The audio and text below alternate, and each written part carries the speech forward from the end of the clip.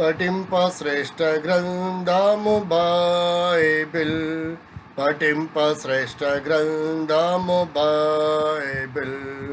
అనుదినము పఠించిన ప్రేమతోడ నింపును, ఓ పఠింప శ్రేష్ఠ గ్రంథము బైబిల్. ప్రేమైనటువంటి యూట్యూబ్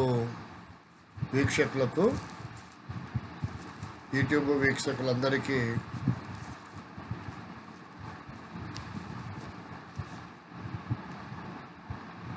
యేసుక్రీస్తు వారి నామంలో నా శుభవందనములు తెలియజేస్తుంటున్నాను.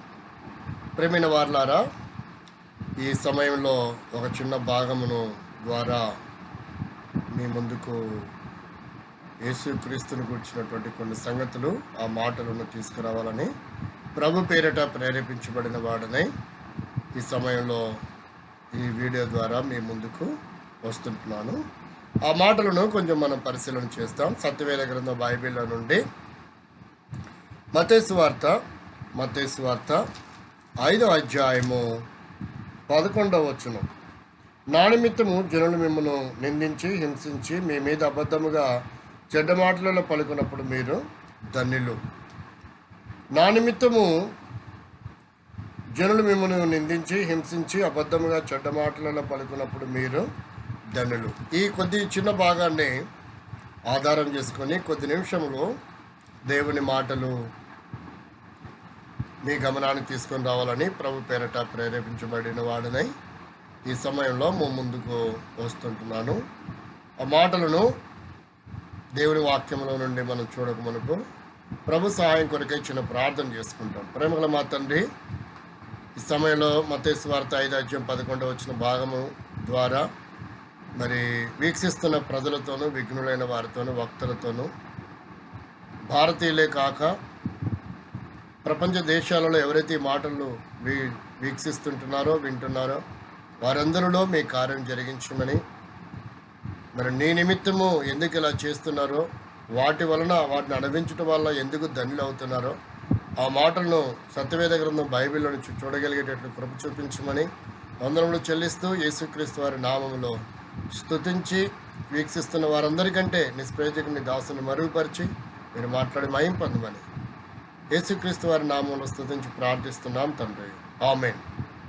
ప్రియమైనటువంటి భారతదేశంలో ఉన్నటువంటి నా ప్రియ సహోదరులారా, ఈ సమయంలో తిరిగి మరలా మీ మధ్యకు రావడానికి ఓ ప్రత్యేకమైన ఉద్దేశము ఉంటున్నది. ఇప్పటి వరకు మీరు మరి యూట్యూబ్లో ప్రేక్షకులుగా చూసినటువంటి, వీక్షించినటువంటి వీక్షకులందరినీ బట్టి ఆ మాటల ద్వారా అనేకులు విని వీక్షించటం వల్ల మరి ఆత్మీయమైన క్షేమాభివృద్ధి పొందిన వారు అనేకులు ఫోన్ కాల్ ద్వారా మరలా మాతో మాట్లాడుతూ ప్రార్థన సహాయం చేస్తూ ఇంకా అనేకమైనటువంటి వర్తమానముల ద్వారా, అనేకమైనటువంటి దేవుని మాటల ద్వారా, ఇంకా క్రొత్త విధానంలో యూట్యూబ్లో వీడియోస్ని అప్లోడ్ చేయండి అని అనేకులు ఫోన్ కాల్ ద్వారా మాట్లాడుతున్నటువంటి, మరి ఈ పరిచర్య కొరకై ప్రార్థిస్తున్నటువంటి వారందరికీ కూడా, మరి వీక్షిస్తున్న వారు, విఘ్నులైన వారు, భారతీయులు, దేశ విదేశాలలో ఉన్నటువంటి సహోదర సహోదరులందరికీ యేసుక్రీస్తు వారి నామంలో మరొకసారి నా శుభవందనములు తెలియజేస్తుంటున్నాను. భారతదేశంలో ఉన్నటువంటి మరి హిందూ ధర్మంలో అనుసరిస్తున్నటువంటి సహోదరులు వారందరికీ కూడా నేను నా హృదయపూర్వకమైనటువంటి ధన్యవాదములు తెలియజేస్తున్నాను. మరియు ముఖ్యంగా మతపిచ్చగలిగినటువంటి మతోన్మాదులుగా ఎవరైతే ఉంటూ సంఘాలకు, దేవుని మందిరాలకు, విశ్వాసులకు, ప్రార్థనకు వెళ్తున్న వారి మీద, మరి దేవుని సేవకుడి మీద, పాస్టర్ గారి మీద అనేక రకాలైనటువంటి ప్రమాదాలు కలిగిస్తూ, ఒక్కోసారి వారి మీద దాడి చేస్తూ, మరి మారణాయుధాల ద్వారా ఆయా రకాల కర్రలే కాక రాళ్లే కాక మారణాయుధాల ద్వారా దాడి చేస్తున్నటువంటి మతోన్మాదులను దృష్టిలో పెట్టుకొని, అంత మాత్రమే కాదు అనేకుల్ని దాడి చేయటమే కాక మరి కొట్టి చంపబడినటువంటి వారు కూడా లేకపోలేదు. అంటే అలాంటి మరి దుష్టాభిప్రాయం కలిగినటువంటి మతోన్మాదులు కూడా ఉంటూ ఉన్నారు. మరి ఇంత చేస్తున్నప్పటికీ క్రైస్తవులు ఎందుకు మరి సేవకులే కానీ పాస్టర్సే కానీ మరి విశ్వాసులే కానీ యేసుక్రీస్తు నమ్మిన వారు ఎందుకు మన మీద ప్రతిచర్య తీసుకోవడం లేదు? కాబట్టి మనం ఏం చేసినా వీరు మౌనంగానే ఉంటారు, వీరు ఏమి చేత కాని వాళ్ళు అనుకున్నటువంటి వారు కూడా మరి కొంతమంది మతోన్మాదులు మరి భారతదేశంలో ముఖ్యంగా ఈ తెలుగు 2 రాష్ట్రాలలో కూడా ఉన్నారని, మరి ఆయా రకాలుగా నార్త్ ఇండియాలో కూడా మరి సౌత్ ఇండియాలో కూడా ఇలాంటి మతోన్మాదులు ఉన్నారని మనము యూట్యూబ్లో మరి సోషల్ మీడియాలో అనేకుల్ని విషయాలను అనేక వీడియోలను వీక్షిస్తూ ఉంటున్నాము. అయితే ప్రభు నా హృదయం నుంచిన భారాన్ని బట్టి కొన్ని మాటలు మీ గమనానికి తీసుకొని రావాలని, మరి యేసుక్రీస్తును అంగీకరించినటువంటి వారు, యేసుక్రీస్తును నమ్మినటువంటి వారు, యేసుక్రీస్తునందు విశ్వాసం ఉంచినటువంటి వారు ప్రతి ఒక్కరూ కూడా వారి భౌతికమైనటువంటి జీవనములో మరి ఆత్మ సంబంధమైనటువంటి జీవనం ఎలాగనో జీవించాలి, ఎలాగనో యేసుక్రీస్తు నమ్ముకున్న వారు జీవించాలన్నటువంటి సత్యాలను దేవుని వాక్యములో నుండి కొన్ని విషయాలను మనము చూస్తాము. ఆ తర్వాత మతోన్మాదులకు సంబంధించినటువంటి మరి కొంతమంది ఎవరైతే క్రైస్తవుల మీద మరి దేవుని మందిరాల మీద విశ్వాసుల మీద దేవుని నమ్ముకున్నటువంటి వారి మీద దాడులు చేస్తున్నారో వారి విషయంలో మరొక వీడియో ద్వారా మీ ముందుకు రావాలని నేను ప్రభు పేరట ప్రేరేపించబడుతున్నాను. అయితే ఈ సందర్భంలో మాత్రము యేసుక్రీస్తునందు మరి విశ్వాసం ఉంచిన వారు లేక పాస్టర్స్ అయినా సేవకులైనా మరి అనేకులు దాడులకు ఎందుకు గురి అవుతున్నారు, మరి కారణం ఏంటి అనే భాగాన్ని మీ ముందుకు తీసుకురావాలని ప్రభు పేరట ప్రేరేపించబడుతున్నాను. కనుకనే ఈ మత్తయి సువార్త 5వ అధ్యాయంలో 11వ వచనంలో యేసుక్రీస్తు ప్రభువారు అంటున్నారు, నా నిమిత్తము అనే మాటని వాడుతూ ఉంటున్నారు. ఆ తర్వాత మనం చూస్తే ఆయన కొరకు లేక సువార్త కొరకు ఎవరైతే ఇలాంటి దాడులకు గురవుతున్నారో లేక ప్రాణాలు అర్పిస్తుంటున్నారో వారి విషయంలో దేవుడు ఏం చేయబోతున్నాడు, ఎందుకు ఇలాంటి క్రైస్తవులు దాడులు చేస్తున్నా మౌనంగా ఉంటున్నారు, చంపుతున్నా మౌనంగా ఉంటున్నారు అనేటువంటి విధానాన్ని మరి ఇటు క్రైస్తవులకే కానీ అటు సేవకులకే కానీ అటువంటి మతోన్మాదులకే కానీ ఈ విషయాన్ని విశదీకరించేలా వారి దృష్టికి తీసుకురావాలని ప్రభు పేరట ప్రేరేపించబడిన వాడని ఈ వీడియో ద్వారా మీ గమనానికి మీ ముందుకు వస్తుంటున్నాను. చూడండి, సత్యవేద గ్రంథము బైబిల్ కనుక మనము పరిశీలన చేస్తే ఆ మాటలను మీతో పంచుకోవడానికి ముందు ఒక చిన్న భాగాన్ని దేవుని వాక్యంలో నుండి మనము చూస్తుంటున్నాము. దాని ముందుగా ఈ మత్తయి సువార్త యొక్క అనుభవాలను కొన్ని మీ గమనాన్ని తీసుకురావాలని ప్రభు పేరట ప్రేరేపించబడుతున్నాను. అదేమనగా సత్యవేద గ్రంథం బైబిల్లో దాదాపుగా 66 పుస్తకాలు కలిగి ఉన్నట్టుగా మనం చూస్తాం. అంటే బైబిల్ అనగా మరి పుస్తకాల సముదాయము అని వాడబడుతూ వచ్చింది. కాబట్టి కొంతమందికి ఏమనుకుంటుంటే బైబిల్లోనే ఎక్కడైనా చూపిస్తారా అన్నటువంటి విధానంలో ప్రశ్నించినటువంటి వారు కూడా లేకపోలేదు. ఒకవేళ వారు ఇస్లామీ వారైనా లేక వారు నాస్తికులైనా లేక వారు మతోన్మాదులైనా సరే గ్రంథము అని రాయబడింది, గ్రంథము అని రాయబడింది. గ్రంథముల సముదాయము బిబ్లాస్ అని రాయబడినటువంటి విధానానికి ఉన్న అర్థం. కాబట్టి గ్రంథముల సముదాయము అని రాయబడుతూ వచ్చింది. కాబట్టి ఈ 40వ పుస్తకం మత్తయి సువార్త అనేది ఈ పుస్తకము పరిశుద్ధ గ్రంథములో 40వ పుస్తకముగా మనం గమనిస్తూ ఉంటున్నాం. ఇది క్రీస్తు శకము 58వ కాలము, క్రీస్తు శకము 58వ సంవత్సరం నుంచి రాయబడినటువంటి విధానాన్ని చూపిస్తుంది. దీన్ని గ్రంథకర్త మత్తయి దీన్ని రాసినట్టుగా మనం చూస్తాం. పూర్వం ఆయన పేరు లేవిగా కూడా మనము గమనిస్తాము. అయితే ఈ 28 అధ్యాయాలు కలిగిన ఈ పుస్తకంలో 1000 లేక 1071 వచనము రాయబడి ఉంది. ఇందులో యేసుక్రీస్తుని ఈ మత్తయి గారు రాజుగా ఈ లోకానికి పరిచయం చేస్తూ వచ్చాడు. ఈ పుస్తకము సారాంశం ఏంటంటే ఒక యూదుడు యూదులకు రాసినటువంటి సువార్తనే ఈ మత్తయి సువార్త. ఈయన పేరు ఈ మత్తయి పేరు పూర్వము లేవిగా మరి లూకా సువార్త 5వ అధ్యాయంలో 29వ వచనంలో మనం చూడవచ్చును. అయితే 60 వచనములు యేసుక్రీస్తు ఈ పుస్తకంలో ఉన్నటువంటి విషయాలను యెషయాలోని యూదులకు చెప్పబడుతూ వచ్చాడు. మెస్సీయనే అనే యూదులకు చెప్పబడుతూ వచ్చాడు. అంటే మెస్సయ్య వస్తాడని వారు ఈనాటి వరకు కూడా ఎదురు చూస్తున్నాడు. ఆ రాబోయే మెస్సయ్య ఎవరో కాదు, ఈ మన ప్రభువైన యేసుక్రీస్తు వారని 60 వచనములు ఈ మత్తయి సువార్తలో మత్తయి గారు ఎత్తి చూపించినట్టుగా మనం గమనించవచ్చును. రాజ్యం అన్నమాట ఈ మత్తయి సువార్తలో 55 పర్యాయములు, పరలోక రాజ్యము అనే మాట 32 పర్యాయములు రాయబడి ఉంది. అయితే మలాకి గ్రంథం మత్తయి సువార్తకు మధ్యకాలము దాదాపుగా యూదులకు చీకటి కాలమని 400 లేక 450 సంవత్సరాల వరకు వారికి ఏ ప్రవక్త లేడని, ఆ కారణం చేత చీకటి కాలమని నామకరణం చేయబడుతూ వచ్చినటువంటి విధానాన్ని మనం పరిశీలన చేస్తాం. ఇలా చెప్పుకుంటూ పోతే ఇంకా ఈ మత్తయి సువార్త గురించి అనేకమైనటువంటి సత్యాలు రాయబడి ఉన్నవి కనుక ఇంకా ఈ సమయంలో నేను దాని గురించి ఎక్కువగా ప్రస్తావన చేయడానికి ఇష్టపడడం లేదు. కనుక మనం అంశం ఏంటంటే, యేసుక్రీస్తు ప్రభు అంటున్నాడు, నా నిమిత్తము జనులు మిమ్మల్ని హింసించి దూషించి మీ మీద అబద్ధముగా చెడ్డ మాటలు పలకడమే కాదు, కానీ ఈ దినాల్లో ఎన్నో రకాలుగా దాడులు చేస్తున్నటువంటి విధానాన్ని కూడా మతోన్మాదుల ద్వారా దేవుని మందిరాలు కానీ, చర్చిలు కానీ, లేక విశ్వాసులు కానీ, సేవకులు కానీ, పాస్టర్స్ కానీ ఎన్నో రకాలుగా దాడి చేయబడుతున్నటువంటి విధానాన్ని మనం పరిశీలన చేస్తూ ఉంటున్నాం. గత దినాల్లో చూస్తే సుబ్బరావులమ్మ మరి మార్టూరు మండలము బొల్లపల్లి గ్రామానికి చెందినటువంటి దాదాపుగా వృద్ధురాలు ఆమె ప్రార్థన చేసుకుంటూ ఉంటుండగా ఒక మతోన్మాది రాయితో దాడి చేసి ఆమెను కొట్టి చంపినట్టుగా మనము యూట్యూబ్లో సోషల్ మీడియాలో వీక్షిస్తున్నటువంటి విధానమే. అంత మాత్రమే కాదు రెడ్డిచింతల ప్రదేశంలో ఒక రెడ్డి గారు పాస్టర్ గారిని గొడ్డలితో దాడి చేసినటువంటి పరిస్థితి.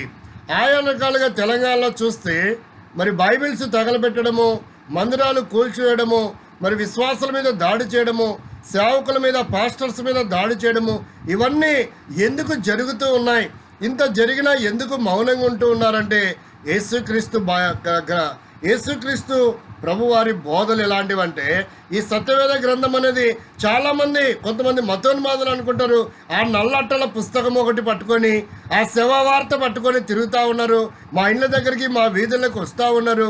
అంత మాత్రమే కాదు, ఇంకొకలా మాట్లాడుతున్నారంటే ఆ 1500 పేజీల పుస్తకం ఒకటి పట్టుకొని తిరుగుతూ ఉన్నారు అనుకుంటారు. ప్రియుడా సహోదరి సహోదరుడా, భారతదేశంలో ఉన్నటువంటి వక్తలకు, విఘ్నులకు, అలాంటి మత పిచ్చగలిగినటువంటి మతోన్మాదులకు యేసుక్రీస్తు నామంలో చేతులు జోడించి చెప్పుతున్నటువంటి మాట ఏంటంటే, ప్రభువైన యేసుక్రీస్తు వారు ఆయన ఏమని బోధిస్తూ వచ్చాడో, ఈ లోకములో ప్రకటిస్తూ వచ్చాడో యావత్తు మానవ కోటికి. ఒక సహోదరుడు అంటున్నాడు, ఆయన డాక్టర్గా ఉంటే బాగుండేది, వైద్య డిపార్ట్మెంట్లోనే అలాగనే తను స్థిరపడితే బాగుండేది. మరి ఈ మధ్యకాలంలో సోషల్ మీడియాలో ఎన్నో రకాల వీడియోలు చేస్తూ ఆయన మాట్లాడుతున్న మాట ఏంటంటే, ఆ శవ వార్త పట్టుకొని వస్తున్నారు అంటున్నాడు. రెండవదిగా ఆయన మాట్లాడుతున్నాడు, ఎక్కడో విదేశంలో పుట్టినటువంటి ఆ దేవుణ్ణి గురించి, ఆ శవ వార్తకు సంబంధించిన వ్యక్తిని గురించి, ఆ బైబిల్ దేవుని గురించి మాకెందుకు చెప్తున్నారు, మా దేశంలో ఎందుకు ప్రకటిస్తున్నారు అనేటువంటి విధానాన్ని కూడా మనం గమనిస్తున్నారు. ఆయన ఎవరో కాదండి, భాస్కర్ రాజు గారు. ప్రేమైనటువంటి సహోదరులారా, ఇలాంటి భాస్కర్ రాజు గారికి కూడా ఇందు మూలముగా యేసుక్రీస్తు నామంలో తెలియపరుస్తున్న విషయం ఏంటంటే, మరి భాస్కర్ రాజు గారికి చరిత్ర తెలియదేమో, భారతదేశం ఎక్కడుందో తెలుసా? భాస్కర్ రాజు గారు, నీకే చెప్పేది మాట. ప్రపంచమంతా కూడా 7 ఖండాలుగా విభాగించబడుతూ వచ్చింది. అయితే ఆ 7 ఖండాల్లో ఒక ఖండమే ఆసియా ఖండము. ఆసియా ఖండము ఒక భాగమే భారత భూభాగం అండి. ఎంత బుద్ధిహీనంగా మాట్లాడుతున్నారో, మరి ఏ ఉద్దేశంతో ఆయన ఇలాంటి పదాలు వాడుతున్నాడో. ఎక్కడో విదేశీయుడు అంటున్నాడు. మరి అలాగనుకున్నప్పుడు భారతదేశం ఎక్కడుంది? ఆసియా ఖండములో ఉంది. అప్పుడు మరి భారతదేశము ఆసియా ఖండములో ఉందంటే దాని అర్థం ఏంటి? ఒకసారి ఆలోచించాలి. అలాగనుకుంటే భారతదేశంలో ఢిల్లీని చూడని వాళ్ళు కోకొల్లల మంది ఉంటారు. ఈ 29-30 రాష్ట్రాలలో, ఈ రాష్ట్రాలలో మరి ఢిల్లీని చూడని వాళ్ళు ఎంతోమంది ఉంటారు. కాబట్టి భారతదేశంలో నేనెప్పుడు ఢిల్లీకి పోలేదండి, నేనెప్పుడు ఢిల్లీని చూడలేదండి, కాబట్టి ఢిల్లీ భారతదేశానికి చెందింది కాదంటమా? ఒకవేళ అది అంటే ఇక వాడికంటే బుద్ధిహీనుడు లేడనమాట, వాడికంటే బుద్ధిహీనుడు లేడు. అలాగనే ఆసియా ఖండంలో భారతదేశం ఉందంటే ఆసియా ఖండంలోనే యేసుక్రీస్తు నాథుడిగా ఈ లోకానికి వచ్చినటువంటి యుగ పురుషుడు, శక పురుషుడు, రక్షకుడిగా. అంటే ఇప్పుడు సంబంధం లేదని ఎలా చెప్తావు, ఎలా విదేశీయుడని చెప్తావు? ఒక్కసారి ఆలోచించాలి. విఘ్నులైన వారు, ముఖ్యంగా భాస్కర్ రాజు లాంటి వారికి కూడా ఈ విషయాన్ని నేను తెలియపరుస్తుంటున్నాను. ప్రియమైనటువంటి సహోదర సహోదరులారా, భారతదేశంలో హిందువులుగా, ముస్లిమ్స్గా, బౌద్ధులుగా, జైనులుగా, సిక్కులుగా అనేకులు సహోదర సహోదరీలు ఒకే ఉద్యోగంలో, ఒకే చోట ఉద్యోగం చేస్తున్నారు, ఒకే చోట ఒకే స్కూల్లో చదువుకుంటున్నారు, ఒకే కళాశాలలో ఒకే గదిలో చదువుకుంటున్నారు, ఒకే రంగంలో ఉద్యోగం చేస్తున్నారు, అన్ని చోట్ల ఒకే వాహనంలో, బస్సుల్లో, విమానాల్లో కూడా ప్రయాణం చేస్తున్నారు. చూడండి, ఒకే వీధిలో నివాసం చేస్తుంటున్నారు. మరి అయినప్పటికీ ఇలాంటి మత పిచ్చగలిగినటువంటి వారు కొంతమంది మత ఉద్రేకములు లేపుతున్నటువంటి విధానము, సహోదరుల మధ్యన, భారతీయుల మధ్యన మరి విభేదాలు పుట్టిస్తూ వారి పబ్బం గడుపుకున్నటువంటి వారు కొంతమంది ఉంటున్నారు. అంత మాత్రమే కాదు, ఇలాగున ఎవరైతే ఇలాంటి మాటలు క్రీస్తుని గురించి దుష్ప్రచారం చేస్తే దుష్టాభిప్రాయం కలిగి ఉంటారో వారు అలాగన చెప్పడం ద్వారా ఒక ప్రముఖుని గురించి చెడ్డగా చెప్తే ఈ లోకములో వారు సెలబ్రిటీస్ అవుతారని కొంతమంది అభిప్రాయం కూడా ఉందేమో.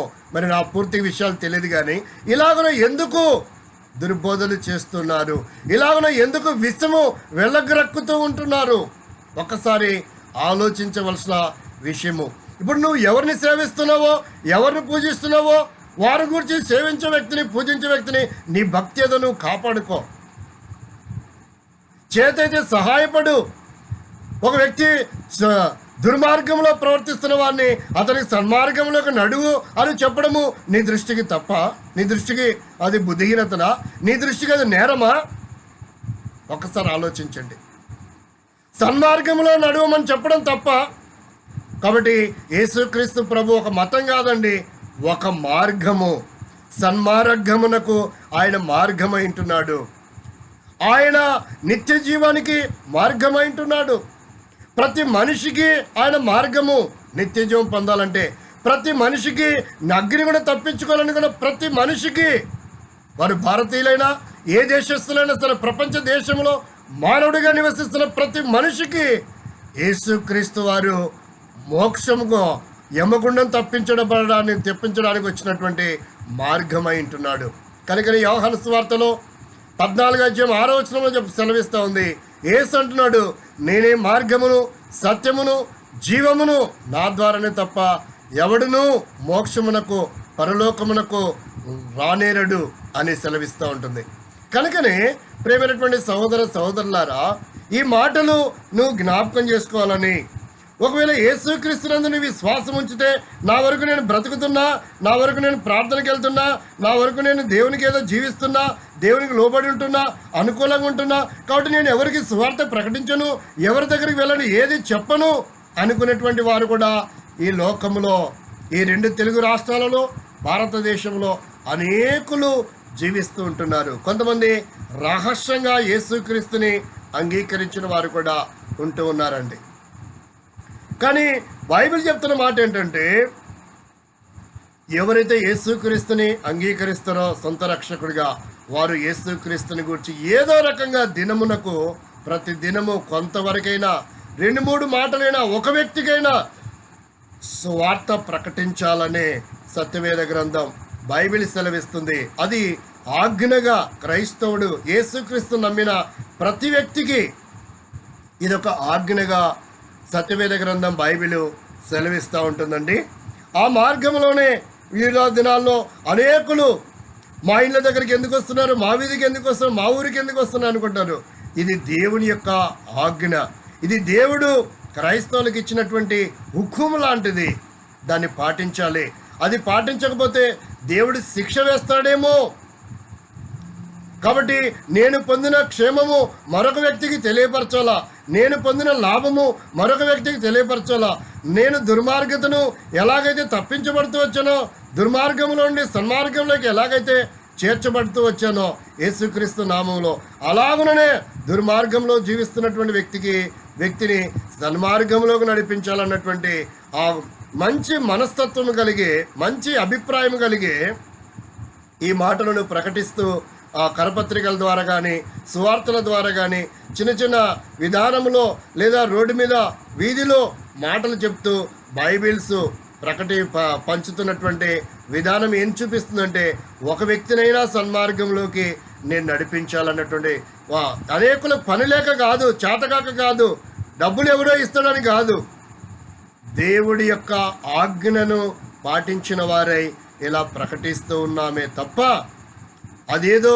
లాభాన్ని అపేక్షించి కాదండి. ఒకవేళ అలాంటి వారు ఉన్నారేమో, అయితే వారు ఎలాంటి లాభాన్ని పొందరు, వారు దేవుని వలన నష్టాన్ని పొందుతారన్న సంగతి కూడా యేసుక్రీస్తు నామంలో ఈ మాటలు మీ గమనానికి తీసుకొని వస్తుంటున్నాను. ఇప్పుడు కొన్ని మాటలు నేను మీ ముందుంచాలని ప్రభు పేరట ప్రేరేపించబడుతుంటున్నాను. ఎందుకు ఇలా చేస్తూ ఉంటున్నారంటే, చూడండి, మత్తయి సువార్తలో ఆయన చెప్తున్నాడు, నా నిమిత్తము అనే మాటను జ్ఞాపకం చేస్తున్నాడు. నా నిమిత్తము, నా సువార్త నిమిత్తము ఈ లోకంలో జనులు మిమ్మల్ని హింసిస్తారు, దూషిస్తారు, అబద్ధముగా ఏ నేరము చేయకపోయినా శిక్షిస్తారు. అయినా సరే నా కొరకై మీరు ప్రకటిస్తూనే ఉండాలా.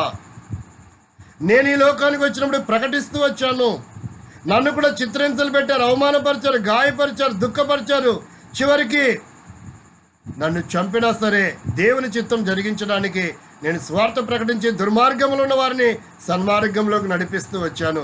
కనుక నా యందు విశ్వాసం ఉంచిన మీరు కూడా అలాంటి దుర్మార్గంలో ఉన్న మీ సహోదర సహోదరులను సన్మార్గంలోకి నడిపించండి అని దేవుడు యేసుక్రీస్తు ప్రభువారు రక్షకుడైన ఆయన ప్రతి విశ్వాసి, యేసునందు విశ్వాసం ఉంచిన ప్రతి ఒక్కరికి ఇలాంటి ఆజ్ఞాపించినటువంటి విధానంలో మార్కు సువార్త 16వ అధ్యాయంలో 15వ వచనాన్ని మనకి చూపిస్తూ ఉంటుందండి. అయితే ఈ భాగంలో చూస్తే నా నిమిత్తం అంటే ఎందుకు, ఆయన నిమిత్తము ఏమేమి చేయాలి, యేసునందు విశ్వాసం ఉంచిన వారు అవి చేస్తే ఏమి క్షేమం పొందుతారు, ఏమి లాభము, ఏంటి ఆశీర్వాదం అనే దాన్ని కొన్ని మాటల్లో మనం పరిశీలన చేస్తాం. చూడండి, ఇప్పుడు చూడండి, 10వ అధ్యాయం, మత్తయి సువార్త 10వ అధ్యాయము 18వ వచనము 17వ వచనంలో ఇలా రాయబడింది.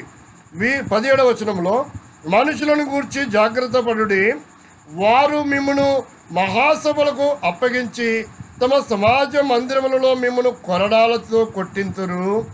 వీరికిని అన్యజనులకును సాక్షార్థమై నా నిమిత్తము మీరు అధిపతుల యొద్దకు, రాజుల యొద్దకు తేబడుదురు. కాబట్టి ఇక్కడ యేసుక్రీస్తు నిమిత్తము అనే మాటను మనం చూస్తున్నాం.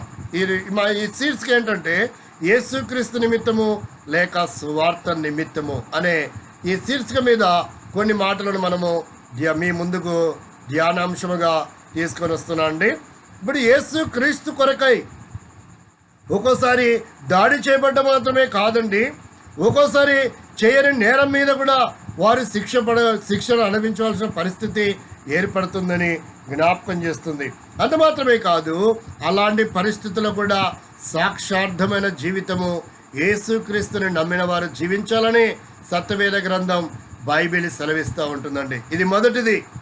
కొట్టినా, తిట్టినా, దూషించినా, దాడి చేసినా దేవుని కొరకై వాటిని సహించి భరించాలని దేవుని వాక్యము సత్యవేద గ్రంథము బైబిల్ సెలవిస్తూ ఉంటుంది. ఎవరైతే యేసుక్రీస్తునందు విశ్వాసం వస్తారో వారందరూ ఇలాంటి జీవితం జీవించాలి. అంత మాత్రమే కాదు, ఈ లోకములో అన్ని పరిస్థితుల్లో దేవుని కొరకైన సాక్షార్థమైన జీవితము జీవించాలని మొదటిదిగా సత్యవేద గ్రంథము బైబిల్ సెలవిస్తూ ఉంటుంది. ఇది మొదటిగా మనం చూస్తున్నాం. రెండవదిగా చూస్తే మత్తయి సువార్త 10వ అధ్యాయంలోనే 21వ వచనంలో చూస్తే, చూడండి, నేను చదువుతాను. 21వ వచనంలో ఇలా రాయబడింది. 22వ వచనం, మన్నించండి, 22వ వచనం, మీరు నా నిమిత్తము, నా నామము నిమిత్తము అందరి చేత ద్వేషింపబడదురు, అందరి చేత ద్వేషింపబడదురు, అంతం వరకు సహించిన వాడే రక్షింపబడును. కాబట్టి ఇక్కడ రాయబడిన మాట ఏంటంటే, రెండవదిగా మనం గమనిస్తే యేసుక్రీస్తు ప్రభు చెప్తా ఉన్నాడు, మీరు నా నిమిత్తము లేక నా నామము, యేసు అంటే రక్షకుడు, రక్షణ నిమిత్తము మీరు అందరి చేత ద్వేషింపబడతారు. కొన్ని పర్యాయములు చూడండి. పురుషోత్తమ చౌదరి గారు, ఆయన భౌతికంగా మనం గమనిస్తే బ్రాహ్మణోత్తముడుగా తను జన్మిస్తూ వచ్చాడు, అందరి చేత ద్వేషింపబడుతూ వచ్చాడు. అంత మాత్రమే కాదు, ఆయన కలకత్తా, ఒరిస్సా ఆ ప్రదేశాలలో ఎంతగానో మరి దేవుని కొరకే సాక్షార్థంగా జీవించినటువంటి వాడిగా ఉంటున్నాడు. ఎన్నో మరి రచనలు తను రచించిన వాడిగా, ఎన్నో పాటలు పాడినటువంటి వాడిగా, ఆ మహాత్ముడి పుణ్యం ద్వారానే ఈ దినాల్లో భారతదేశంలో ఆంధ్ర క్రైస్తవ కీర్తనల పుస్తకం అని ఒక పాటల పుస్తకం కూడా రూపించబడుతూ వచ్చింది. భక్తుడు తన అనుభవంలో నుండి ఎన్నో అనుభవాల ద్వారా తన పాటలు రచించిన వాడిగా, మరి స్వరకల్పన గానం చేసినటువంటి వాడిగా కూడా ఉన్నాడని, 4 భాషల్లో ప్రావీణ్యత కలిగిన వాడు కనుకనే ఆయనకు చౌధారి అనే బిరుదు కూడా ఇవ్వబడుతూ వచ్చింది. కాబట్టి ఆయన కూడా ఎంతగానో ద్వేషింపబడుతూ దూషింపబడుతూ వస్తూ వచ్చాడు. కాబట్టి ఇలాగున అనేకులు భక్తులు, సేవకులు, పాస్టర్స్ అనేవారు యేసుక్రీస్తు నమ్ముకునడం ద్వారా మరి కుటుంబ సభ్యుల నుంచి ద్వేషింపబడుతూ వచ్చారు, వెలివేయబడుతూ వచ్చారు, గేలి చేయబడుతూ వచ్చారు, వారి స్థానాన్ని పోగొట్టుకున్నటువంటి వారుగా కూడా ఉంటూ ఉన్నారు. అంత మాత్రమే కాదు, ఈ దినాల్లోనే మరి ఈ మధ్య కాలంలోనే మరి ఈ నెలలో 2018 సంవత్సరంలో కూడా మనం గమనిస్తే ఒక ప్రదేశంలో, ఆంధ్రప్రదేశంలో వారి జీవితంలో ప్రార్థన చేసుకుంటూ ఉన్నారని ఆ గ్రామంలో ప్రార్థనకు వచ్చే వారిని రాకుండా చేస్తూ వచ్చారు. అంత మాత్రమే కాదు, వారు మరి పాస్టర్ గారు ఎవరైతే ఉన్నారో అతను ఈ కొట్టుకెళ్తే లేక అంగడికి వెళ్తే ఏ సరుకులు కూడా ఇవ్వను లేదు. కాబట్టి అలాంటి వారిని గ్రామం నుంచి వెలివేసినటువంటి పరిస్థితులు కూడా మనం సోషల్ మీడియాలో చూస్తూ వచ్చాం. ఇప్పుడు ఆ ఫోటోలు, వీడియోలు, వాళ్ళ పేర్లు అన్నీ ప్రస్తావించాల్సిన అవసరం లేదు, అందరికీ తెలిసిన విషయమే. కనుక ప్రియమైన వారలారా, ఎందుకలా ద్వేషిస్తున్నారు? కారణం ఏంటంటే యేసుక్రీస్తుని అంగీకరిస్తే ద్వేషింపబడ్డానికి, దూషింపబడ్డానికి, దాడి చేయబడ్డానికి ఇష్టపడుతున్నారు. కారణం ఏంటంటే యేసుక్రీస్తు నమ్మిన వారి కొరకై యేసుక్రీస్తు చెప్పిన బోధలు ఉన్నాయి. యేసుక్రీస్తు బోధలే అలాగనున్నాయి, అవి ప్రభావితం చేస్తున్నాయి. కనుకనే దేనికైనా సాహసిస్తూ ఉంటున్నారు, అన్నిటినీ భరిస్తూ ఉంటున్నారు. అందుకే ఇక్కడ చెప్తా ఉంది, రెండవది ఏమంటారంటే యేసుక్రీస్తు చెప్తున్నారు, మీరు నా నామము నిమిత్తము అందరి చేత ద్వేషింపబడదురు. ద్వేషింపబడినామని యేసుక్రీస్తుని విడిచిపెట్టకూడదని, ద్వేషింపబడినామని ప్రార్థన విడిచిపెట్టకూడదని, ద్వేషింపబడినామని చర్చికి వెళ్ళకుండా మానుకోవాలని చెప్పలేదండి. ఈ లోకంలో సుఖంగా, సౌఖ్యంగా, సంతోషంగా, ఆనందంగా, ఆరోగ్యకరంగా జీవించాలని, యేసుని విడిచిపెట్టమని, యేసునందు నమ్మిక తప్పిపోకూడదని ఆయన జ్ఞాపకం చేస్తున్నాడు. అయితే నువ్వు పొందిన రక్షణ కాదని కూడా చెప్తా ఉంది. ఒకవేళ తృణీకరించి, అవమానపరిచి, గేలి చేసి, భరించలేక, తట్టుకోలేక, స్థిరపడలేక, నివాసం చేయలేక, నమ్మలేక, ఆ కష్టాలు, బాధలు, ఆ ద్వేషము భరించలేని పరిస్థితిలో ఉండి ఒకవేళ యేసు క్రీస్తును విసర్జించినట్లయితే నువ్వు రక్షింపబడిన వాడవు కాదు, రక్షింపబడిన దానవు కాదని జ్ఞాపకం చేస్తుంది. ఒకవేళ నీ భర్త హింసించినా, నీ భార్య హింసించినా, నీ పిల్లలు హింసించినా, నీ తోడబుట్టిన వారు హింసించినా, నీ తల్లిదండ్రులు హింసించినా, నీ స్నేహితులు, బంధువులు, నీ కులము, గోత్రం, వంశం, నీ వాడకట్ల వారు, నీ గ్రామస్తులు నిన్ను వెలివేసినా నువ్వు భయపడాల్సిన అవసరం లేదు. యేసుక్రీస్తు నిన్ను ప్రేమిస్తున్నాడు. నువ్వు యేసునందు విశ్వాసం ఉంచావు, కలవరపడద్దు, భయపడద్దు. ఆయన నీకు తోడుగా ఉన్నాడు. ఆయన నిన్ను విడవడు, ఎడబాయడు. ఈ లోకమంతా నిన్ను వెలివేయచ్చు, ఈ లోకమంతా నిన్ను దూషించవచ్చు, ఈ లోకము నిన్ను ధృవీకరించవచ్చు, కానీ యేసుక్రీస్తు నిన్ను అంగీకరిస్తున్నాడు. నా కుమారుడు, నా కుమార్తె అంటున్నాడు. ఆయన ఆహ్వానిస్తున్నాడు, నేను నీకు తోడుగా ఉంటాను, నిన్ను సంరక్షించుకుంటాను, నిన్ను కాపాడుతాను, నిన్ను భద్రపరుస్తాను. అంత మాత్రమే కాదు, నీకు యుగ యుగములు నిత్య రాజ్యములో స్థానం ఇస్తానని యేసుక్రీస్తు ప్రభు అంటున్నాడు. ప్రియమైన సహోదరి, సహోదరుడా, నీ ఆఫీసులో, నీ కళాశాలలో, నువ్వు ఉన్నటువంటి స్కూల్లో, నువ్వు ఉన్న గ్రామంలో, జిల్లాలో, మండలంలో, రాష్ట్రంలో, నువ్వు ఏ దేశంలో ఉన్నా భయపడాల్సిన అవసరత లేదు. యేసుక్రీస్తును నమ్మినట్లయితే ఆయన కొరకే నువ్వు నిలబడాలా, సహించాలా. ప్రతి దానిలో దేవుని కొరకే యథార్థంగా, నమ్మకంగా జీవించినప్పుడే నువ్వు పొందిన రక్షణ నిజమైన రక్షణని సత్యవేద గ్రంథం బైబిల్ సెలవిస్తుంది. కనుకనే రెండవది ఏంటంటే ద్వేషింపబడినప్పటికీ భయపడాల్సిన అవసరత లేదు. ఎవరి కొరకు అంటే యేసుక్రీస్తు కొరకు, యేసుక్రీస్తు నిమిత్తము, యేసుక్రీస్తు నామ నిమిత్తము, యేసుక్రీస్తు స్వార్థ కొరకై నువ్వు ఎన్ని పరిస్థితులు వచ్చినా దేవుని కొరకే నిలబడాలని, రెండవదిగా దేవుని వాక్యము జ్ఞాపకం చేస్తుంది. మూడవదిగా గమనిస్తే మత్తయి సువార్త 11వ అధ్యాయంలో మత్తయి సువార్త 11వ అధ్యాయంలో 6వ వచనం, మత్తయి సువార్త 11వ అధ్యాయంలో 6వ వచనం ఇలా రాయబడుతుందండి. మరియు నా నిమిత్తమై పడనివాడు ధన్యుడు. కానీ యేసుక్రీస్తు ప్రభు అంటున్నాడు, నా నిమిత్తమై అభ్యంతరపడనివాడు ధన్యుడు. ఈ దినాల్లో చాలామంది ఇస్లామీ సహోదరులు మరియు హిందూ ధార్మిక గ్రంథాలను సేవిస్తూ పూజిస్తున్నటువంటి అనేకులు యేసుక్రీస్తు విషయమై అభ్యంతరాలు ఉన్నాయి. కొంతమంది అనుకుంటున్నారు ఆయన మనుగడలోనే లేదు, ఆయన కేవలం కల్పిత పాత్ర అని కొంతమంది అనుకున్నటువంటి వారు బుద్ధిహీనులై అనుకుంటున్నారు. అలాగునా బుద్ధిహీనులై అనుకుంటున్నారు. నీకు 30-40 సంవత్సరాలు ఉన్నాయి, ఒకవేళ 70-80 సంవత్సరాలు ఉన్నాయి, 100 సంవత్సరాలు ఉన్నాయి, మొదటి శతాబ్దంలో జరిగిన సంగతి నీకు ఎలా తెలుస్తుంది? ఎవడు చెప్పాడు నీకు? చరిత్ర అనేది చరిత్ర కలిగినటువంటి యేసుక్రీస్తుని అణిచివేసేదిగానే ఉంది. చరిత్ర అది ప్రగల్భాలు, అది మనుగడ సాగించడానికి చరిత్ర కలిగినటువంటి యుగ పురుషుడైన యేసుక్రీస్తుకి చరిత్ర లేకుండా చేయాలని అనుకుంటుంది. కాబట్టి ఈ లోకంలో ఎలాగున్నారంటే తాను అభివృద్ధి పొందడానికి ఒక వ్యక్తిని నాశనం చేయాలి అనుకుంటున్నారు. తాను బ్రతకాలి అనుకుంటే మరో వ్యక్తిని చంపాలనుకుంటున్నారు.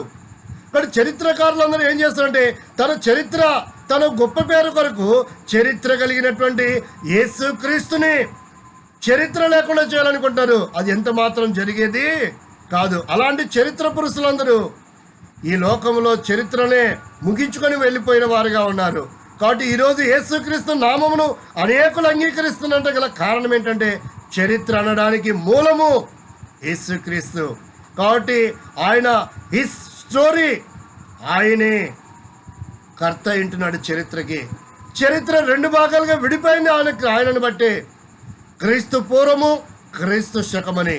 అంటే చరిత్రనికి మూల పురుషుడే యేసుక్రీస్తు ప్రభు. కాబట్టి చరిత్రకారులు రాయలేదు, చరిత్ర గ్రంథాలలో లేదు. కాబట్టి యేసుక్రీస్తు కల్పిత పాత్ర అనుకునే మూర్ఖులు కూడా లేకపోలేదు. అలాంటి మూర్ఖుల జాబితాలో నువ్వు ఉండకూడదనే ఈ మాటలు నీ కొరకు చెప్తున్నాను. దేవుడు లేడు అనుకునేవాడు బుద్ధిహీనుడని గ్రంథం సెలవిస్తూ ఉంటుంది. అంత మాత్రమే కాదండి, యేసుక్రీస్తు ఒక ప్రవక్త అనుకునేవారు ఉన్నారు, యేసుక్రీస్తు దాసుడు అనుకునేవారు ఉన్నారు.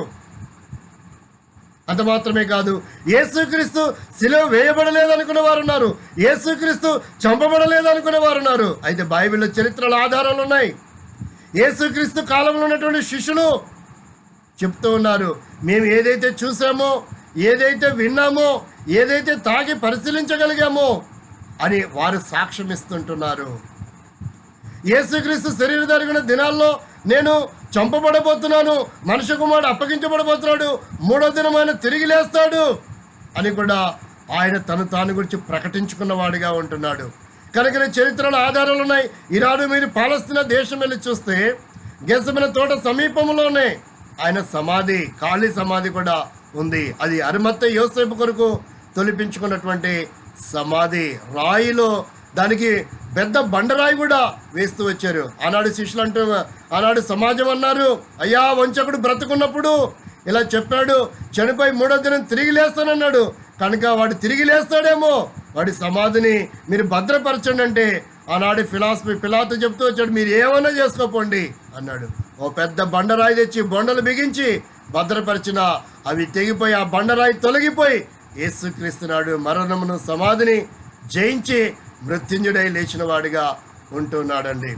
ప్రియమైనటువంటి వారలారా, మీరు గమనించాల్సిన విషయం ఏంటంటే యేసుక్రీస్తుని గురించి చాలామందికి అభ్యంతరాలు ఉన్నాయి ఈ దినాల్లో. యేసుక్రీస్తు గురించి తప్పుడు పుస్తకాలు కూడా రాసేవారు లేకపోలేదు. ఏమర్థమైందో నువ్వు తప్పుడు పుస్తకాలు రాస్తున్నావు? ఏం తెలుసా నీకు తప్పుడు? నువ్వెంత తప్పుడోడువో యేసుక్రీస్తుని గురించి తప్పు మాట్లాడుతూనే నీకు సంగతి తెలుసండి. మహాత్మా గాంధీని చంపాడనే ఒక చిన్న కారణం చేత భారతదేశంలో మొట్టమొదటి ఉరి తీయబడినటువంటి వ్యక్తి గాడ్సే గారండి. మహాత్ముని చంపాడు అన్న ఒకే ఒక కారణం, గాడ్సే గారు ఏ తప్పు చేయలేదు, మరి ఏమీ చేయలేదు. ఆయన ఉగ్రవాది కాదు, దేశద్రోహి కాదు, ఐసిఐసిలో దాని సంబంధం లేదు, ఏ సంబంధం లేదు. అలాంటి ఒక గాడ్సే గారిని అంతగా భారతదేశంలో మొట్టమొదటి ఉరిదీయబడినటువంటి జాబితాలో ఉన్నది ఎవరంటే గాడ్సే గారే. ఎందుకో తెలుసా? గాంధీ గారిని చంపాడనే ఒక ఉత్తమైనటువంటి వ్యక్తి గురించి తప్పుడు అభిప్రాయం రాసినా, తప్పుడు మాటలు మాట్లాడినా దాని శిక్షను నువ్వు ఒకరోజు భరిస్తావు, దాన్ని అనుభవిస్తావు. అది తప్పించుకోవాలంటే యేసుక్రీస్తు యందు నువ్వు మా నమ్మకం ఉంచడం నీకు ఎంతైనా మంచిది. సద్భావంతో ఆలోచన చేయడం మంచిది. దురుద్దేశంతో ఆలోచించేదానికంటే సదుద్దేశంతో చూడండి. కృష్ణా జిల్లాలో ఆంధ్రలో పదాన్ని వాడతారు, పచ్చకామర్లైన వాడికి లోకమంతా పచ్చగా కనపడుతుందని. తప్పుడు వాళ్ళకి ఎవరు చూసినా తప్పుగానే కనపడుతుంది. బట్ యేసుక్రీస్తుని చూడవలసిన కోణంలో చూడు, నీకు అర్థమవుతుంది. ఆయన దాసుడు లేక ఆయన ప్రవక్తను, ఆయన మరణించి సమాధి చేయబడి తిరిగి లేచాడో లేదో, ఆయన రక్షకుడో, ఈ దేశానికి ఏం చేశాడో నీకు అర్థమవుతుంది. సదుద్దేశంతో చూస్తే, దురుద్దేశంతో చూడొద్దు. కాబట్టి ఇక్కడ జ్ఞాపకం చేస్తున్న మాట ఏంటంటే, మరియు నా నిమిత్తమై అభ్యంతరపడని వాడు ధన్యుడు. ఇంగ్లీష్లో ఈ మాట ఏమని రాయబడింది తెలుసా అండి? బ్లెస్డ్ పీపుల్ అని రాయబడింది. బ్లెస్డ్ అంటే ఆశీర్వదించబడిన వాడవు అవుతావు నువ్వు. అంటే శాపగ్రస్తమైన జీవితం అగ్నిని తప్పించుకున్న వాడవు అవుతావు. అలాగునని యేసుక్రీస్తు నిమిత్తం అభ్యంతరపడకుండా అంగీకరించిన వారు ఈ దినాల్లో గొప్ప గొప్ప వారు, యుగ పురుషులు ఉన్నారు, గొప్ప మహానుభావులు ఉన్నారు. అంత మాత్రమే కాదు, మార్గదర్శకవంతులైనటువంటి వారు ఉన్నారు. గొప్పవారు యేసుక్రీస్తుని గురించి అభ్యంతరపడకుండా ఆయనను అంగీకరించిన వారు ఉన్నట్టుగా మనము గమనిస్తూ ఉంటున్నాం చరిత్రలో. ఇది మనము మూడవదిగా చూస్తూ ఉంటున్నాం. మత్తయి సువార్త 13వ అధ్యాయంలో 21వ వచనంలో చూస్తే, 13వ అధ్యాయం 21వ వచనంలో చూస్తే ఇలా రాయబడింది, అయితే అతనితో నేను అతనిలో వేరు లేనందున అతను కొంచెము కాలము నిలుచును గాని వాక్యం నిమిత్తము శ్రమ అయినా హింస అయినా కలగగానే అభ్యంతరపడును. కాబట్టి వాక్య విషయంలో కొంతమంది అంటున్నారు, నేను పుట్టు క్రైస్తవునేనండి, కానీ నేను ఇలాంటి క్రైస్తవుని, ఇది సరైనది కాదని, యేసుక్రీస్తు గురించి సరైనది కాదని, ఈ బైబిల్ గ్రంథం సరైనది కాదని, ప్రక్షుప్తాలు నిశ్చుప్తాలు ఉన్నాయని, భిన్నాభిప్రాయాలు ఉన్నాయని, ఇది సరైన ఆధారాలు లేవని, నేను ఇస్లాంని అంగీకరించినాను అని చెప్పుకున్నటువంటి బలహీనులైనటువంటి సహోదరులు ఉన్నారు. యేసుక్రీస్తు నిమిత్తం, వాక్య నిమిత్తం అభ్యంతరపడి, అంటే సరైన ఆత్మీయత లేనటువంటి వ్యక్తులు, వారు హిందుత్వాన్ని పుచ్చుకున్నటువంటి బలహీనులైనటువంటి సహోదరులు కూడా ఉన్నారు. ఈరోజు అలాంటి వారి ద్వారానే ఆటంకాలు, అభ్యంతరాలు, అలాంటి వ్యక్తులే యేసుక్రీస్తు చరిత్రను గురించి తప్పుడు అభిప్రాయం కలిగి, అతను గ్రహించలేక, సరైన గ్రహింపు లేక, బుద్ధిహీనమైన ఆలోచనలతో బుద్ధిహీనమైనటువంటి రచనలు చేసి బుద్ధిహీనమైన పుస్తకాలు రాసి పబ్బం గడుపుకునే వారు కూడా ఈ సమాజంలో లేకపోలేదు. ఒకవేళ నువ్వు అలాంటి వ్యక్తిగా ఉన్నావా, నీకోసమే ఈ మాటలు. నీ జీవితం సరి చేసుకోవాలి. భూమి మీద మనుగడ సాగించడం, భూమి మీద గొప్పవాడి కావడం, భూమి మీద సెలబ్రిటీ అవ్వడం గొప్ప విషయం కాదు. భూమిని విడిచిన తర్వాత, మరణం తర్వాత నీ గతి ఏం కాబోతుందో అది తెలుసుకోకపోవడమే బుద్ధిహీనత. ఈ లోకంలో నిన్ను అనేకులు వెంబడించవచ్చు, ఈ లోకంలో గొప్పవారు నిన్ను ముందు నిలబెట్టవచ్చు. మేము ఉన్నాము, నీకెందుకు, నువ్వు చెయ్యి, నువ్వు రాయి, నువ్వు ప్రకటించు, నువ్వు చెప్పు, నువ్వు ఇలా చెయ్యి అనొచ్చు. ఎంతవరకు నీతో ఉంటారు? నువ్వెంతకాలం వారితో ఉంటావు, వారెంతకాలం నీతో ఉంటారు? ఒక్కసారి ఆలోచించు. శరీరాన్ని విడిచిపెట్టడం నీ జీవితం, మరణం నీకు రాబోతుంది, సంభవించబోతుంది. అది ఇప్పుడు, అప్పుడో, ఎప్పుడో కాదు. మరణం ఏ రీతిగా నీకు రాకపోతుందో నీకు తెలీదు. మరణం తర్వాత నీ గతి యమగుండానికి పోకుండా నువ్వు తప్పించబడాలి. అందుకనే సరైన ఆత్మీయత గ్రహింపు నీకు అవసరం. లేఖనము గ్రహించే జ్ఞానము నీకు లేదు. మూర్ఖపు స్వభావంతో ఆలోచనలు ఆలోచించి తప్పుడు అభిప్రాయం కలిగి ఉన్నావు.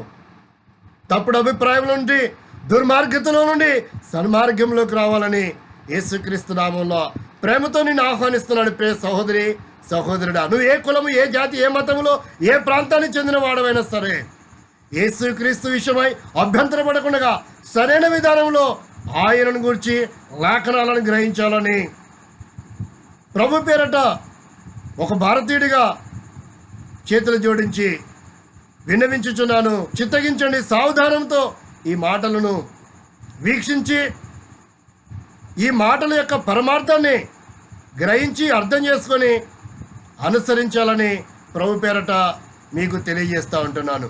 చూడండి, దేవుని వాక్యంలో గమనిస్తే అపోస్తల కార్యంలో ఒక మాట రాయబడుతుంది. అపోస్తల కార్యంలో 8వ అధ్యాయము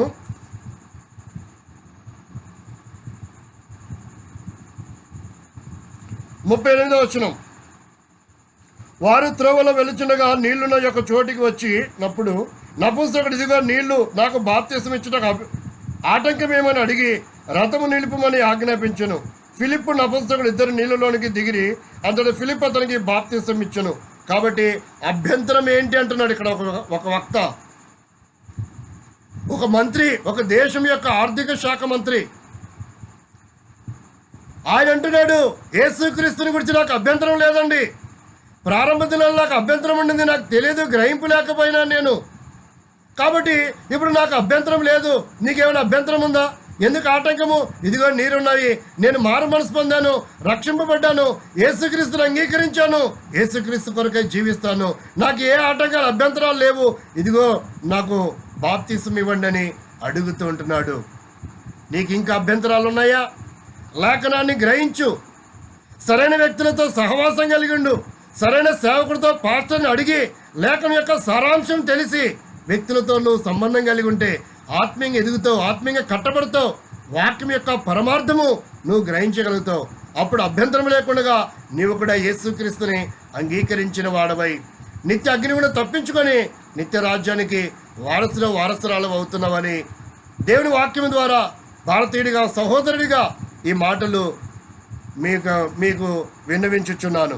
4వదిగా చూస్తే మార్కు వార్త 8వ అధ్యాయంలో 35వ వచనం. మార్కు వార్త 8వ అధ్యాయం 35వ వచనం. మార్కు వార్త 8వ అధ్యాయంలో 35వ వచనంలో ఇలా రాయబడింది, తన ప్రాణమును రక్షించుకోను గోరువాడు దానిని పోగొట్టుకొనును, నా నిమిత్తము సువార్త నిమిత్తము తన ప్రాణమును పోగొట్టుకునేవాడు దానిని రక్షించుకొనును. కాబట్టి ఈ దినాల్లో బ్రతకడమే ప్రాముఖ్యము. కొంతమంది అయితే మరణమైన పదాన్ని వినడానికి ఇష్టపడదు. ఊరిక తదాస్తు దేవతలు ఉంటారు అనుకునేవారు కూడా లేకపోలేదు. మరణం అంటే భయము. యేసుక్రీస్తుని అంగీకరించిన వాడికి మరణం అంటే ఒక వరం. మరణం అంటే ఏంటో తెలుసా అండి? అది వీసా లాంటిది. యేసునందు విశ్వాసం ఉంచిన వారు, యేసు నమ్మిన వారికి మరణ భయం లేదు, భౌతిక మరణ భయం లేదు, ఆత్మ సంబంధమైన రెండవ మరణం కూడా వారిని ఏమి చేసుకోలేదు, రెండవ మరణం కూడా ఏం చేసుకోలేదు.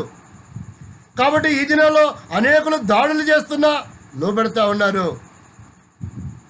అంత మాత్రమే కాదు, మరణ ఆయుధాలతో దాడి చేస్తున్నప్పటికీ చంపుతున్నా సరే సంతోషిస్తున్నారు. కారణం ఏంటంటే మరణం అనేది ఒక వరం యేసు నమ్ముకున్న వారికి, యేసు యందు విశ్వాసం ఉంచిన వారికి. అగ్నిగుణం తప్పించబడుతుంది, యమగుణం తప్పించబడుతుంది. భౌతిక సంబంధమైన మరణమే వారికి వరము.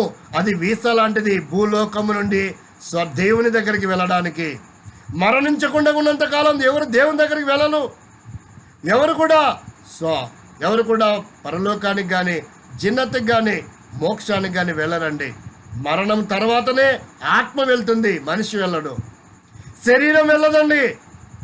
శరీరాన్ని తగలబెట్టినా, శరీరాన్ని పాతిపెట్టినా ఈ శరీరం వెళ్ళదు, ఆత్మ వెళుతుంది. అందుకని ఏమని వాడుతున్నా తెలుసా?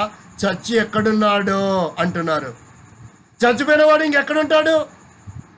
చచ్చి ఎక్కడున్నాడు అంటే అర్థం ఏంటంటే అగ్నిగుండంలో ఉన్నాడా, యమగుండంలో ఉన్నాడా, లేక మోక్షంలో ఉన్నాడా అనేది ఖచ్చితంగా తెలియదు కనుక చచ్చెక్కడున్నాడో లేక చచ్చిపోయాడనే పదాలను వాడుతూ ఉన్నారు.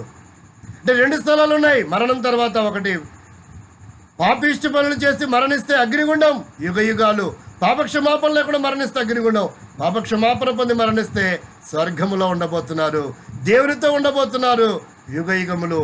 కాబట్టి మరణం అనేది వారిని బంధించలేదు. ఆత్మ దేవుని దగ్గరికి వెళ్తుందండి.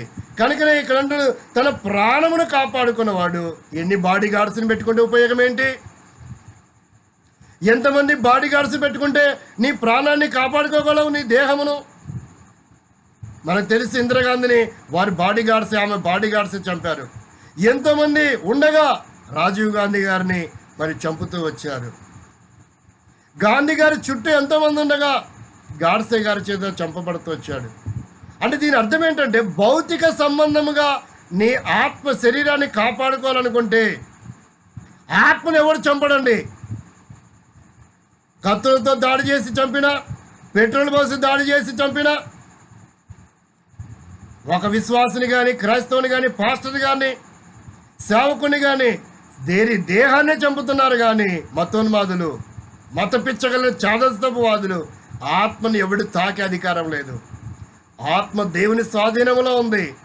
ఆత్మ శరీరాన్ని విడిచిపెట్టినప్పుడు వారు పాపక్షమాపణ పొంది యేసుక్రీస్తుని అంగీకరించిన వారైతే పరదేశికి వెళ్తారు.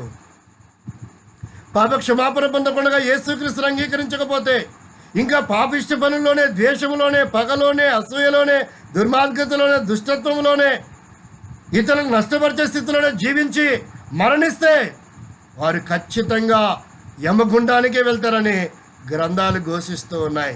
నేను చెప్పే మాట కాదు ఇది, నేనేం భయపెట్టడం లేదు. అన్ని గ్రంథాలు చెప్పే విషయం అదే. సత్యవేద గ్రంథం బహు స్పష్టంగా చెప్తున్న మాట ఏంటంటే, నీ పాపములోనే నువ్వు మరణించినట్లయితే అగ్నిగుండానికి వెళ్తావు. నా నిమిత్తము, సువార్త నిమిత్తము నీ ప్రాణాలను లెక్క చేయకుంటే నువ్వు దాన్ని పోగొట్టుకుంటావా? పోగొట్టుకో. కానీ యుగ యుగములు నిత్య రాజ్యంలో నువ్వు నాతో పాటు ఉండబోతున్నావు, నీ ఆత్మ ఉండబోతుందని దేవుడు ఇక్కడ మాట్లాడుతూ ఉంటున్నాడు. కొంతమంది దేహాన్ని కాపాడుకోవాలనుకుంటావు. ఎంతకాలం కాపాడుకుంటావు? ఎన్ని కోట్లు ఇచ్చి కాపాడుకుంటావు? అది ఒకనాడు మట్టిలో కలిసిపోవాల్సిందే, లేదా బూడిదైపోవాల్సిందే. అది స్థిరస్థాయిగా ఉండేది కాదు. కానీ ఆత్మకు చావు లేదు, అది యుగ యుగములు ఉండేది. ఉంటే యమగుండంలోనైనా ఉంటుంది, లేదా అది మోక్షంలోనైనా ఉండబోతుంది. కానీ యమగుండం తప్పించుకోవడం నువ్వు ఎంతో నీతిమంతురాలు, బుద్ధివంతురాలు అని సత్యవేద గ్రంథం బైబిల్ సెలవిస్తూ ఉంటుంది. కనుకనే ప్రియమైన వారలారా, ఎందుకు క్రైస్తవులు ఇలాగున యేసుక్రీస్తు నిమిత్తం, స్వార్థ నిమిత్తం ఇన్ని నిందలు, ఇన్ని అవమానాలు, ఇన్ని దాడులు గురి అవుతున్నారు, ప్రాణాలు అర్పిస్తున్నారంటే వారు ఒకరోజు యుగ యుగములు దేవునితో పాటు ఉండడానికి ఇష్టమవుతుంది. అది దేవుడిచ్చినటువంటి అవకాశము, దేవుడిచ్చిన అధికారము. కనుకనే ఈ అవమానాలకు, నిందలకు, దాడులకు ఎన్ని బూతులు తిడుతున్నా సహించి ఓర్చుకుంటున్నారు. కారణం ఏంటో తెలుసా? తిరిగి బదులు దూషించడం లేదు. ఎందుకో తెలుసా? యేసుక్రీస్తు ఆయన ఈ లోకంలో జీవించినాడు. అలాగన యేసుక్రీస్తు నమ్మిన వారు ఇలాగే ఉండాలని ఆయన చెప్పాడండి. ఇలాంటి మాటలు చెప్పిన వారు ఈ లోకంలో ఎవ్వరూ లేరు. అలాంటి మాదిరి ఎవరు లేరండి, ఒక్క యేసుక్రీస్తు నాథుడు తప్ప. కనుకనే ఇది 4వదిగా చూస్తున్నాం. చివరిగా 5వదిగా చూస్తే మార్కు సువార్త 10వ అధ్యాయము 29-30 వచనాలు చూస్తే, చివరిగా 5వదిగా మార్కు సువార్త 10వ అధ్యాయము 29-30 వచనాల్లో చూస్తే, అందుకు యేసు ఇట్లనెను, నా నిమిత్తము, స్వార్థ నిమిత్తము ఇంటినైనను, అన్నదమ్ములను, అక్కజులనైనా, తల్లిదండ్రులైన, పిల్లలైనను, భూములను విడిచిన వాడు ఇప్పుడు ఇహమందు హింసలతో పాటు 100 రాబోవు లోకంలో నిత్య జీవము పొందును. ఎందుకు నా నిమిత్తము, స్వార్థ నిమిత్తము అంటున్నాడంటే 30వ వచనంలో చెప్తున్నాడు, రాబోవు లోకమందు నిత్య జీవమును పొందుతాడు. అంటే ఈ లోకము, ఈ భూమి, ఈ ఆకాశము లయమైపోతున్న మికుటమైన వేండ్రముతో ఈ సృష్టి క్రొత్త సృష్టి కాబోతుంది.